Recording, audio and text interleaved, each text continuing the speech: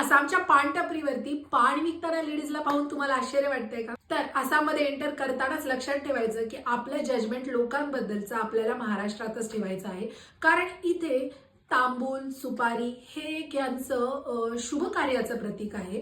तर पान विकणं किंवा पान खाणं यांच्यासाठी काही मोठी गोष्ट नाहीये. हे कुठलाही मावा, गुटखा वगैरे या प्रकारचं सेवनही भरपूर लोक करतात, पण मॅक्सिमम लोक इथे तांबूलच खातात, सुपारी आणि पान. स्पेशली कोणाच्याही घरी तुम्ही गेले तर पहिल्यांदा तुम्हाला ते सर्व केलं जातं. एक इज्जत देणं म्हणलं जातं त्याला.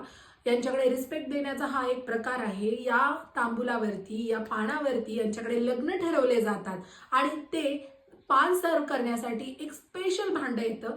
हे भांडं पितळाचं आणि सुंदर असं कोरीव असतं, त्याच्यावरती छान नक्षीदार काम केलेलं असतं. त्या भांड्याला शोराई असं म्हणलं जातं आणि आणखीन बरेचसे नावं आहेत त्याचे.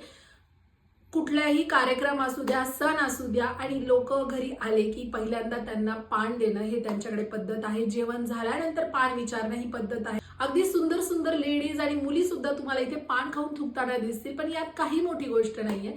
इथे घरोघरी पान खाल्लं जातं आणि हे त्यांच्या डेली रुटीन मधला भाग आहे. तर आसाममध्ये आले की पान खाल्ल्याशिवाय जाऊ नका. काही नाही, नॉर्मल पान आहे यांचं. काही जण चुना लावूनही बनवतात, तंबाखू टाकूनही बनवतात. प्रत्येकाची बनवण्याची पद्धत वेगवेगळी आहे. सुपारी टाकूनही बनवतात. म्हणून मी सुरुवातीला म्हणलं की इथे आल्यानंतर लोकांना जज करायचं नाही.